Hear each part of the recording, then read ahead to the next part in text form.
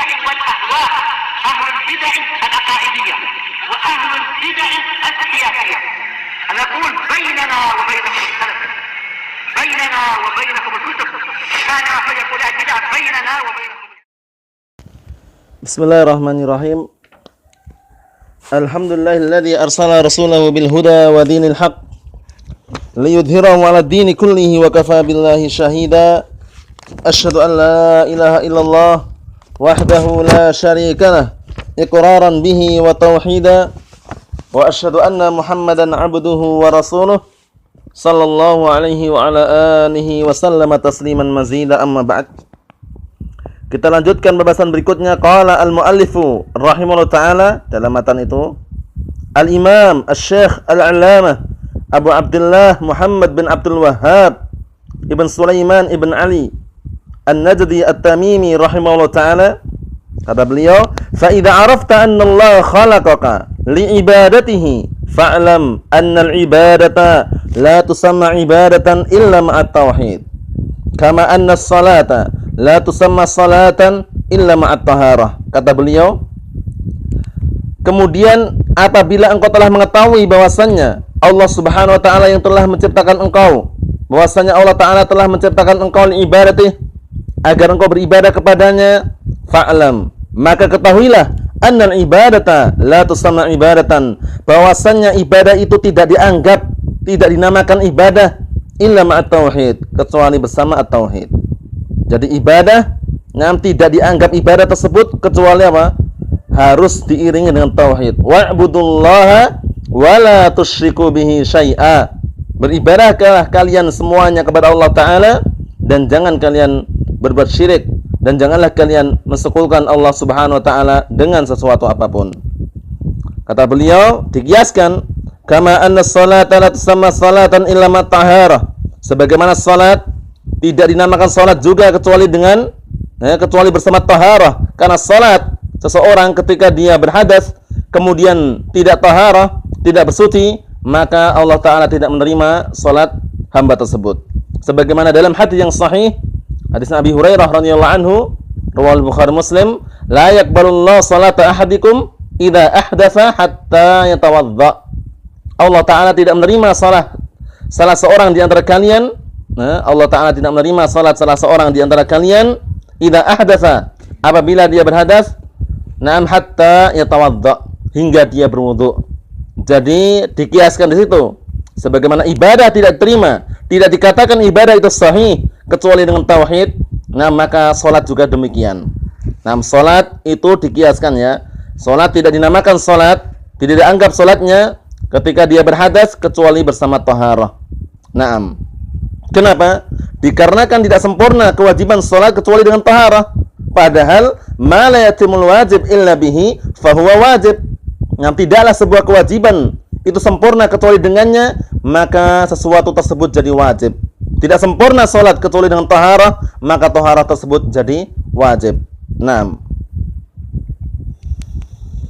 Kemudian berikutnya kata beliau, fa idza dakhala syirku fi ibadah fasadat kal hadathi idza dakhala fit taharah, maka apabila kesyirikan itu masuk dalam ibadah, fasadat, niscaya akan rusak ibadah tersebut. Kal hadathi, sebagaimana hadas. Idza dakhala fit taharah, apabila masuk dalam taharah, maka itu akan merusak taharah tersebut, akan merusak kesucian tersebut. Itulah dinamakan dengan al hadas. Kemudian juga syirik, ketika mencampuri sebuah ibadah dicampuri dengan kesyirikan, maka akan rusak ibadah tersebut, akan tertolak amalannya. Walau asyraku la habita anhum ma kanu ya'malun. Kalau seandainya mereka berbuat syirik, niscaya akan hancur semua amalan yang mereka dahulu kerjakan. Kemudian Allah Ta'ala berfirman, la in asyrakta la yahbatanna amaluka wa la takunanna minal khasirin. Dan jika engkau berbuat syirik, niscaya akan hancur, akan hilang semua amalanmu, wa la takunanna minal khasirin. Dan sungguh engkau termasuk orang-orang yang rugi, engkau akan menjadi orang-orang yang rugi. Kemudian juga Allah Ta'ala berfirman, wa qadimna ila ma amilu min amalin faja'alnahu haba'an mansura. Allah Ta'ala akan menjadikan amalan yang semula bersih, murni, tauhid, kemudian ketika tercampuri dengan kesyirikan, haba'an mansura, dijadikan bagaikan debu yang berterbangan. Tidak ada faedahnya, tidak ada manfaatnya. Na'udzubillah ya.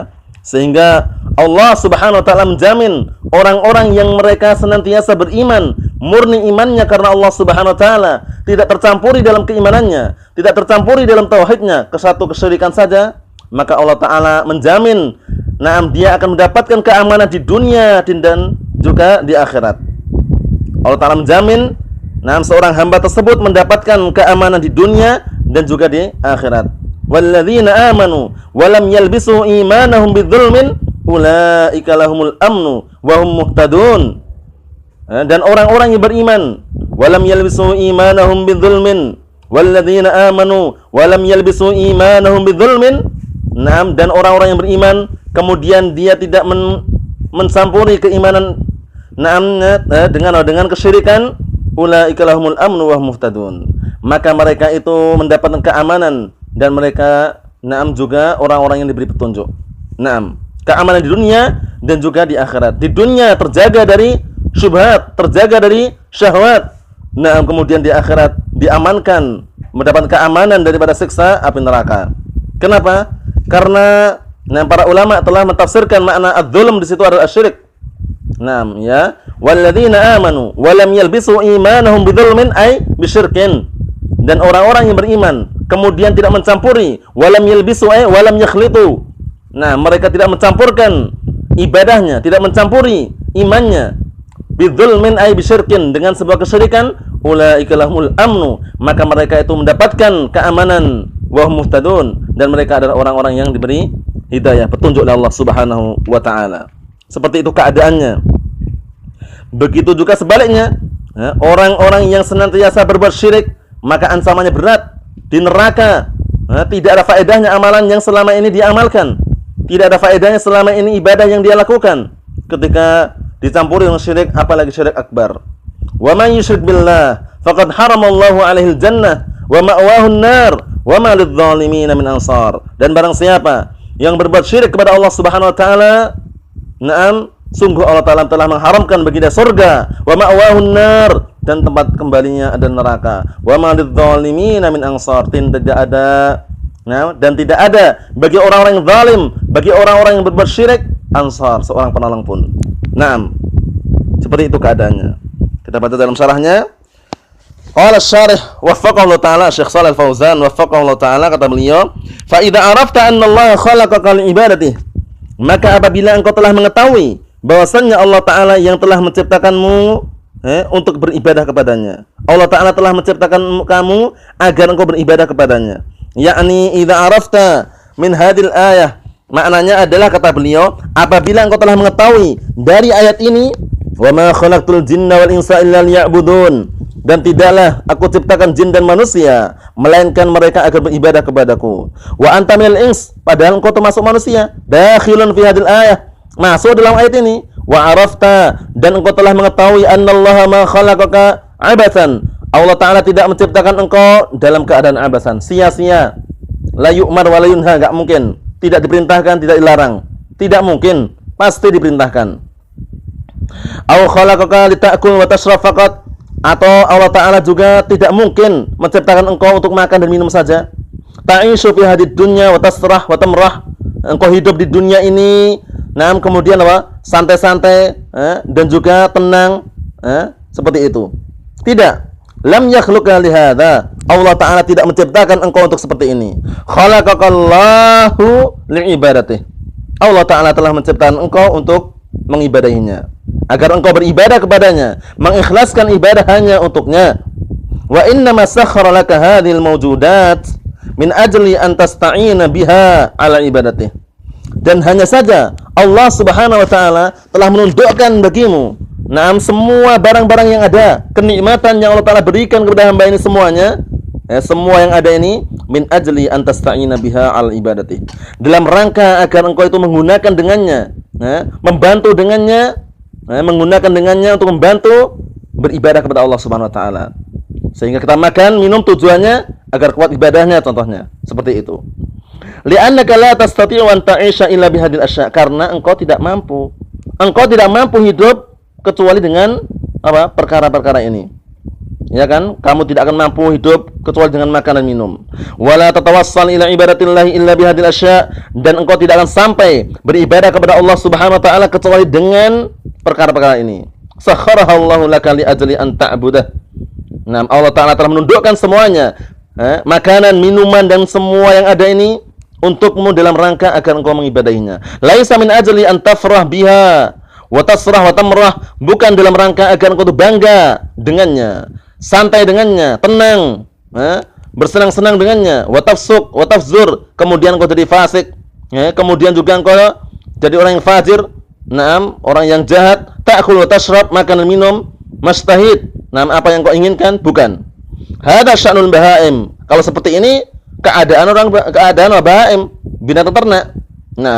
Sehingga orang-orang yang seperti ini keadaannya dikhawatirkan dia termasuk penduduk neraka. Karena Allah Ta'ala telah berfirman, "Wa laqad dara'na li jahannam katsiran minal jinni wal ins, lahum qulubun la ya'qiluna biha, wa lahum adhanun la yasma'una biha, wa lahum a'yunun la yubsiruna biha, ulaika kal an'am, bal hum adall, ulaika humul ghafilun."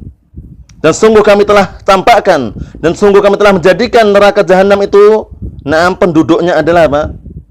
Katsiran minal jinni wal ins, kebanyakan dari kalangan manusia dan jin. Kebanyakan dari kalangan jin dan manusia. Mereka memiliki hati tapi tidak mau berpikir dengannya. Mereka memiliki telinga, tidak mau mendengar dengannya. Memiliki mata, tidak mau melihat dengannya. Ulaika kal an'am, mereka itu seperti binatang ternak. Bal hum adall, bahkan mereka itu lebih sesat. Ulaika humul ghafilun, mereka itu orang-orang yang lalai. Dipermisalkan seperti binatang ternak. Kenapa? Karena binatang ternak seperti itu keadaannya. Makan, minum, senang, dah. Ammal adamiyun fallahu jalla wa ala khalaqahum li ghayatin 'azimatin wa hikmatin 'azimatin wa hiya al-ibadatu. Kata beliau, adapun adamiyun, maka Allah Subhanahu wa taala khalaqahum li ghayatin 'azimah. Allah taala menciptakan mereka dikarenakan puncak tujuan yang sangat besar, wa hikmatan 'azimah, dan juga hikmah yang sangat besar, wa hiya al-ibadah, yaitu beribadah kepada Allah Subhanahu wa taala. Qala ta'ala, Allah Ta'ala berfirman, "Wa ma khalaqtul jinna wal insa illa liya'budun." Dan tidaklah aku ciptakan jin dan manusia melainkan agar mereka beribadah kepadaku. Ma uridu minhum min rizqin wa ma uridu minhum an yut'imun. Tidaklah aku inginkan dari mereka rezeki, tidak pula aku inginkan dari mereka agar memberikan makan, tidak. Allahu ma khalaqaka litaktasib lah. Allahu ma khalaqaka litaktasib lah. Allah Ta'ala tidak menciptakan engkau agar apa? Agar engkau itu bekerja untuknya, tidak. Antahtarifa wa tatsma' lahu malan. Yaitu Allah Ta'ala tidak juga menciptakan engkau dalam rangka engkau mengumpulkan harta, mengumpulkan mencari harta untuknya, kama yaf'alu banu Adam, sebagaimana yang dilakukan oleh banu Adam, ba'duhum li ba'd, sebagian mereka untuk sebagian yang lainnya, yaj'aluna ummalan yajma'una lahumul makasib, mereka menjadikan para pekerja, para pegawai, kemudian mereka mengumpulkan untuk mereka makasib, pekerjaan-pekerjaan. La, tidak seperti itu. Wallah, katanya, Allahu ghaniyun an hadza. Allah Ta'ala itu maha ghani, maha cukup, maha kaya dari perkara yang seperti ini. Ya ayuhan nasu antumul fuqara'u ilallah wallahu huwal ghaniyul hamid. Wahai manusia, kalian itu adalah orang-orang yang fuqara, yang fakir di hadapan Allah Subhanahu wa taala. Wallahu wal ghaniyul hamid, dan Allah Ta'ala itu zat yang maha ghani, kaya, wal hamid, dan juga maha mulia. Atau maha terpuji. Kemudian berikutnya, wallahu ghaniyun 'anil alamin, dan Allah Ta'ala tidak butuh pada alam semesta ini. Walihada qal, oleh karena ini Allah Ta'ala berfirman, ma uridu minhum min rizqin wa ma uridu ayyut'imun. Tidaklah aku ingin dari mereka, aku tidak ingin dari mereka rezeki, tidak pula ingin dari mereka ayyut'imun, agar mereka memberi makan aku. Allah Jalla wa ala yut'im wa la yut'am. Allah Ta'ala itu yang beri makan, tidak diberi makan. Ghaniyun 'anit ta'am, tidak butuh pada makanan. Ghaniyun Jalla wa ala bidzatih, dan kayanya Allah Subhanahu wa taala, tidak butuhnya Allah Subhanahu wa taala dengan zatnya. Wa laisa huwa fi hajatin ila ibadatik. Bahkan Allah Ta'ala itu tidak butuh. Allah Ta'ala tidak butuh kepada ibadahmu. Tapi siapa yang butuh? Kita. Karena kita beribadah kepada Allah Ta'ala, karena kita butuh. Untuk mendapatkan kenikmatan, untuk mendapatkan ganjaran pahala di sisi Allah Subhanahu wa taala. Kemudian kata beliau, lau kafarta ma naqasta mulkallah.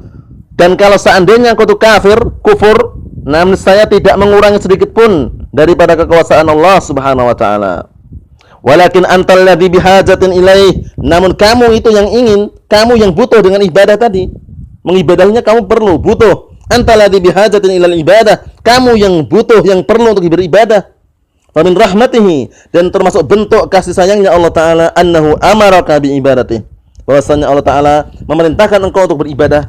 Nah, mengibadahinya min ajli maslahatik, dalam rangka kepentinganmu, surga. Li'annaka idza abadtahu fa innahu subhanahu wa ta'ala yukrimuk, dikarenakan engkau apabila engkau menyembahnya, maka sesungguhnya Allah taala itu akan memuliakanmu. Bil jazaa'i was shawab, dengan balasan dan juga pahala. Fal ibadatu sababun li ikramillahi lak, maka ibadah itu termasuk salah satu sebab. Nah, ibadah itu termasuk salah satu sebab untuk Allah taala itu memuliakanmu. Fid dunya wal akhirah, di dunia dan akhiratnya. Famanil ladzi yastafid min al-ibadah, maka siapa yang akan mengambil faedah dari ibadah ini? Al-mustafidu min al-ibadah, yang akan mengambil faedah dari ibadah ini, huwal abid nafsuh, yaitu hamba itu sendiri. Amallahu jalla wa ala fa innahu ghaniyun an khalqih.